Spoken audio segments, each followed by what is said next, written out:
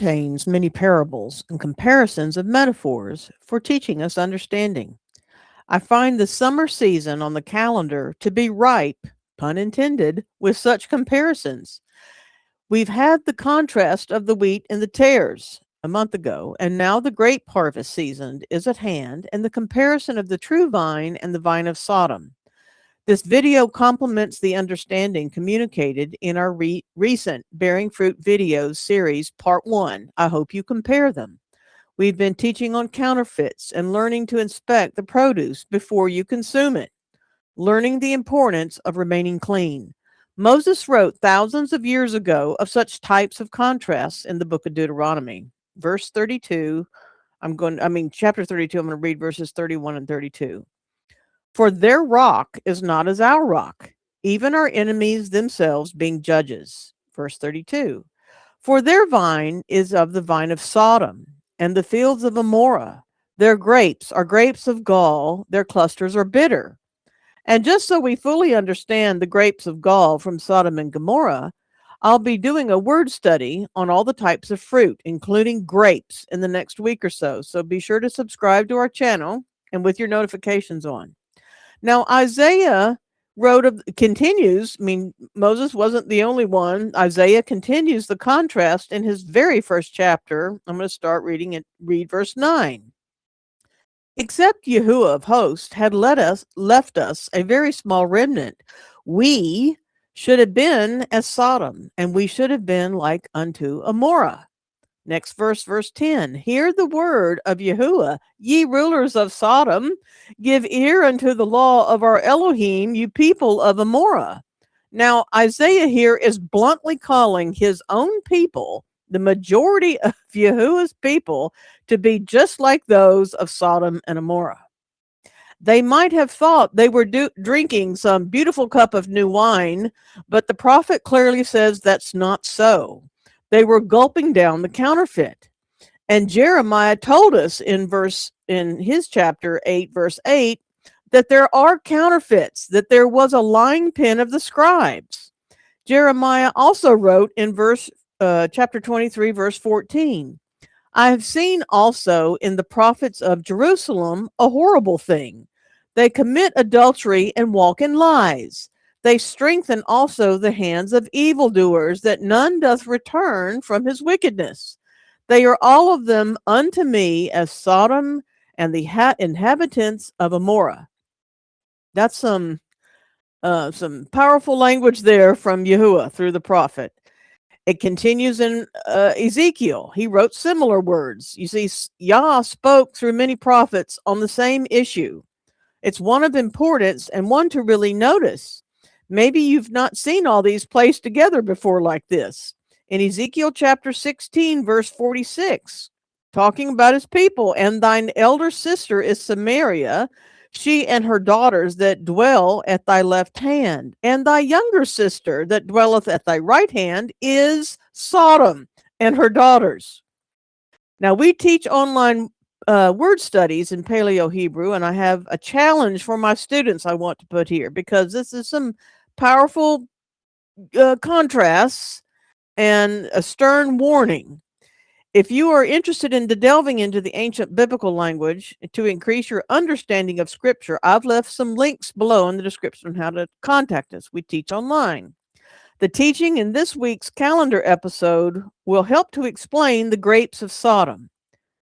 When we encounter empty weeks on the biblical calendar, we do a short teaching on themes from the month or a recent feast or festival, which is the purpose of this video. To my beginning students, pay attention to point number 3 in this video. Why might you think that Yahusha says in John chapter 15 that he is the Geffen and not the Shareka, the other type of vine? Share your thoughts in the class chat. If you are viewing this video and ponder this point, share your thoughts in the comments area. Maybe you've studied this before on your own. To my advanced students, pay attention to topic number 3 in the community bonus section of the PDF. Look up a couple of verses in that section and inspect them from a translation viewpoint. Tell me what you see in your class chat. So, okay, the challenge is on. This ends the 2026 commentary. Let's get started.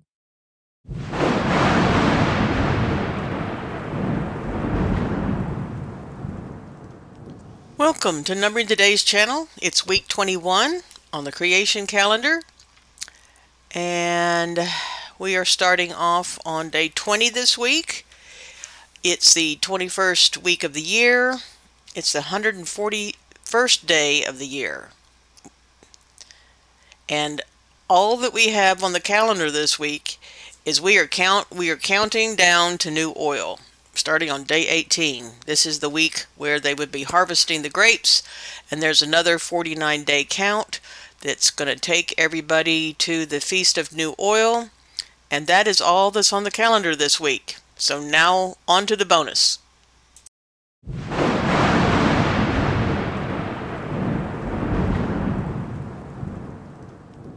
Welcome, I'm Sierra, your host today. It is week 21, and the study on the vines, 2 words, is the bonus for week 21, and I'm also placing it as a separate word study video so that I can place it in 2 different locations eventually on our YouTube channel, and people can find this information from either location. Okay, so this study is going over the word for vines, and we're presenting this again during the time of the grape harvest to further consider and better understand the scriptures of what's going on. And our first word is geffen, and it's found 55 times in scripture. Got it on the screen here for you. It's spelled Gimel, Pei, Nun, geffen. The Pei sounds like a P or an F, and it's Strong's number H1612, and the meanings I've pulled from the Strong's information, and also from the Klein's Etymological Dictionary. It means a vine or a vine tree. It represents something that's twining, twisting together. It says it's from an unused root, meaning to blend something together. In figurative usage, Israel is referred to as a vine or your prosperity. In the Bible, it was translated as vine or tree. So the components of geffen, there's 2.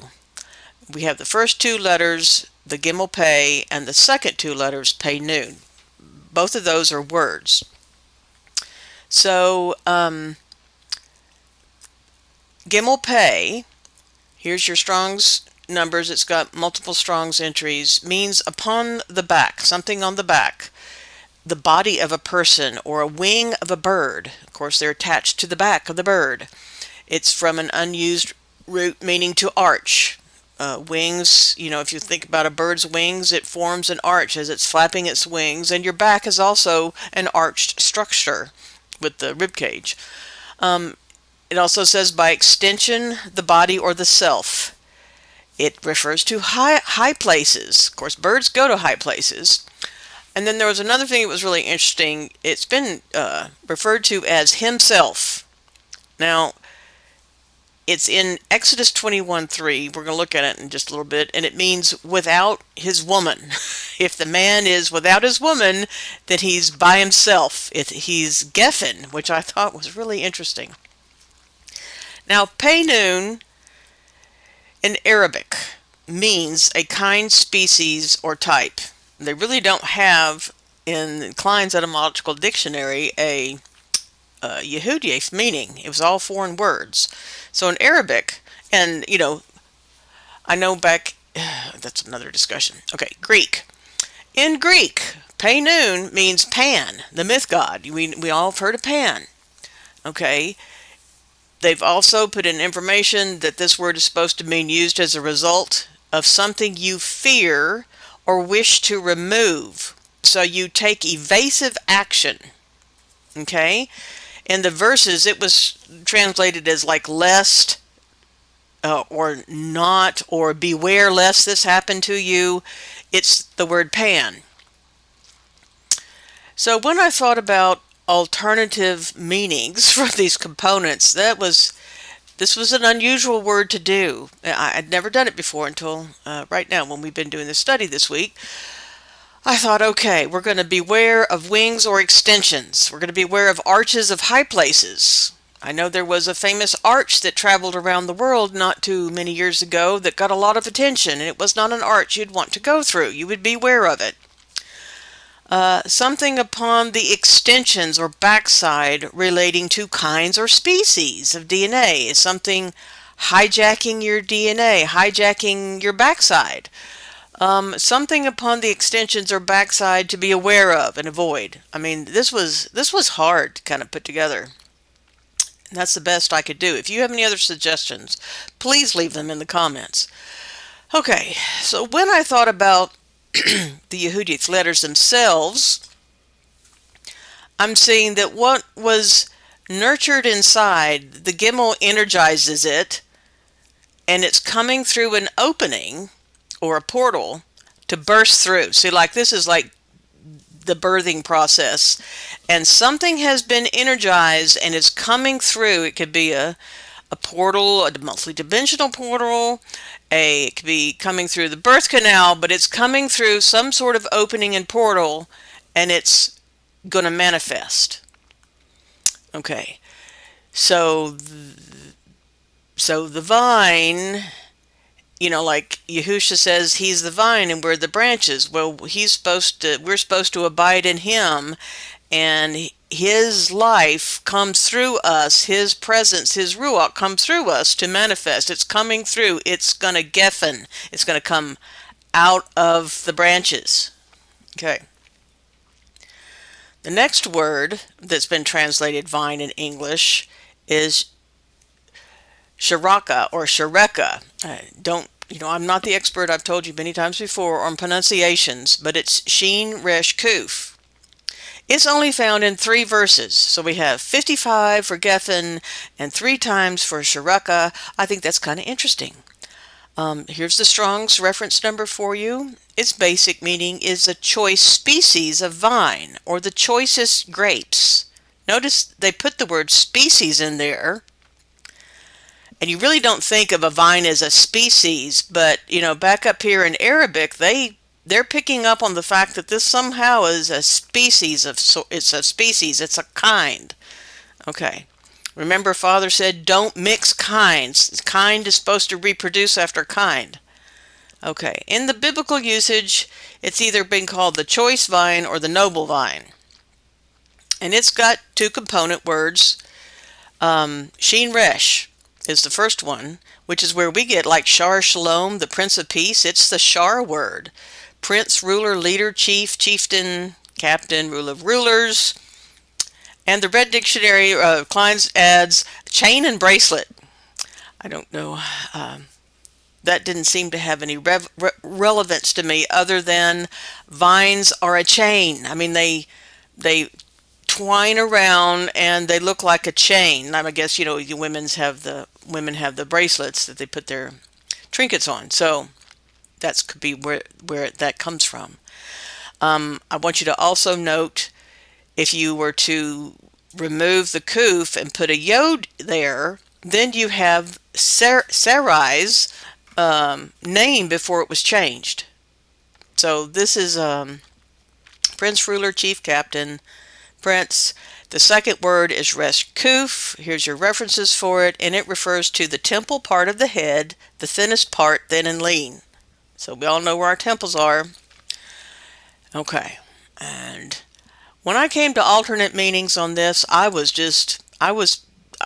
couldn't, nothing flowed. If you've got some insight into how those 2 words fit together and any different meaning about how we're going to go from the prince, ruler, chief, it's where he's thinking, I don't know, it's in his brain, they're thin, they're lean. I would really appreciate your insight on this, because I could not have any until I looked at the Yahudyath Enhanced and looking at the letters. Then I had some thoughts. The crowned ruler that elevates others or is elevated. See, because the kuf is all about raising something up, ascending into the clouds, receiving a vision that you bring back and to share with others. So we've got this prince, chief, ruler that's sanctified and tested, an elder, and then they're above all others, because this was the choicest vines. They're above all other vines. Okay? We have the sanctified, tester, ruler, prophet, or elder who is connected to the heavenlies. I mean, we think of prophets. They were connected to above. They were connected through the Ruach to receiving information from above. So that's what I see in this other vine. It's a connected vine. Okay. So I'm going to give you some things to ponder. I'm not going to answer all the questions. That's really what our community is for, what other things I might have to say, but I'm going to give you some thoughts, and maybe your fellowships will have fun with this information, and it'll spur some interesting discussions. I hope it does within our own Sabbath group, in our community. I hope we get to talk about this. I looked at all the vine verses in Scripture, and there were many interesting things, but not the time to address them all. I mean, I looked at all 55 verses. And you go through this section, as you go through here, keep in mind the content of our videos in this very season. All the videos that we've done on the grape harvest. There's 2 parts there. Okay, first thing that I thought was very interesting was Exodus 21:3. In English, it does not have the word vine. It didn't translate it as vine. It translated it as by himself. And, it's a word that usually is translated vine. So I thought, okay, he's by himself. I think that this verse has got clearly a deep level of understanding that we should be trying to delve into and get out of it. It's like someone had use of the vine, or the vine had extensions, the wife, because this is in the context of a Hebrew servant who is getting to be released. Okay, so if the vine had twining that happened to it, he had a wife, he had extensions, she's gonna go with him. But if he was alone and there was nothing twined together to him, then he must be set free too. But it's just him. So I was reminded of the 2nd chapter in Genesis, where Eve is taken from Adam's side. When you look at the fullness of the word rib, you understand that it's his side. It's like half of him. So like the vine was split, and then thinking about the double helix of the DNA and how we receive chromosomes from both parents, and they're twined or twisted together like a grapevine to form an extension. The grapevine of the family grows, and the branches are the children that come from the twining of the mother and the father. So the by himself is where the word Geffen is, and I thought that was pretty interesting. Okay, number 2. The definitions for Geffen, the most common word, the one that's in there 55 times, support the pondering of kinds and species as it relates to the word translated as vine. For instance, we could view this verse in Deuteronomy below as figuratively speaking in multiple ways. I mean, many people read this verse 32 there in Deuteronomy 32, and they think of doctrine. But we could also think about the DNA of the vines. Remember that the word becomes flesh. Okay, Deuteronomy 32. For their vine is as of the vine of Sodom, and the fields of Amorah. Their grapes are grapes of gall, and their clusters are bitter. Their wine is the poison of dragons, and the cruel venom of asps. Okay, so in the field of epigenetics and its relationship to our thoughts and words that we chew on in our minds, affecting the gene expression of our DNA, it's a deeper level of pondering these very scriptures. On our channel, I know just recently in a couple of videos that we brought this up. There are admonishings in Scripture to not adulterate or mix species or kinds of things. The Genesis flood reset came because of the genetic corruption of flesh upon the earth. So too in our modern world in recent years, we have been having to ponder these issues with the things that have been released. I know you know what I'm talking about. So when you read Joel's verse, Joel 1 verse 12, read it again. Ponder how it might be the DNA of the vine that is drying up. What is drying up here? Because it says, verse 12, the vine is dried up, And the fig tree languisheth, and the pomegranate tree, and the palm tree also, and the apple tree, and all the trees of the field are withered, because the joy is withered away from the sons of men. So this word for vine, Geffen, ends in the letter Nun, which is all about energizing what was nurtured inside, remember? So in Joel above, the Nun is failing. The energy of the Gimel is not there like it was before. Things are not being brought to coming forth like they're supposed to. They're not being born like they're supposed to. Things are languishing. The energy is being dried up. Okay. Last thing, point number 3.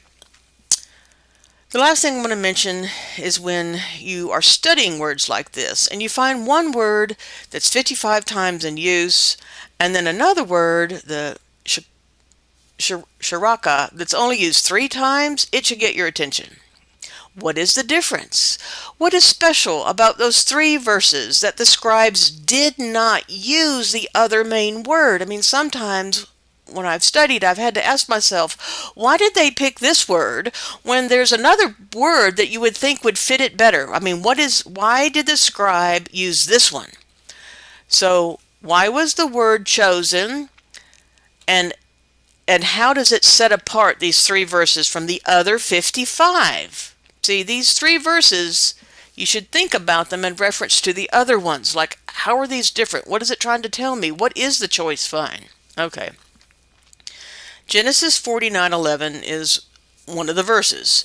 It says, binding his foal unto the vine, the Geffen, and his ass's colt unto the choice vine, the sharaka. He washed his garments in wine and his clothes in the blood of grapes. And I think you should study this verse with these other 2. Zechariah 9:9. because it talks about the colt and the ass, and Matthew 21:5. They're both about the daughter of Zion. Tell the daughter of Zion, behold, thy king cometh unto thee, meek and sitting upon an ass, and a colt the foal of an ass. Okay, we just said the ass's colt was the choicest vine in Genesis 49:11. Okay. Isaiah 5:2. And he fenced it, and gathered out the stones thereof, and planted it with the choicest vine, the sharaka, and built a tower in the midst of it, and also made a winepress therein. And he looked that it should bring forth grapes, and it brought forth wild grapes. Okay. We know that there's 2 parables of the vineyard in Scripture. There's the one that Yahusha told, and there's the one that Isaiah tells here in chapter 5. Now in Jeremiah 21, this is the 3rd example of sharaka. Yet I planted thee a noble vine, a sharaka, a holy right seed. How then art thou turned into the degenerate plant of a strange Geffen unto me? So see, Jeremiah is saying that the people planted a right seed, a right kind, a noble vine, were turned, changed into a degenerate Geffen. Okay, they're no longer the choice and noble vine. Something changed in them. Okay, that's all I have for you today.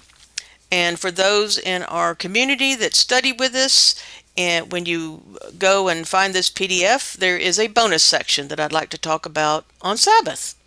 And that ends this video. I hope you have enjoyed it. Please like our video, leave us comments, subscribe to our channel for more wonderful word studies. Shalom.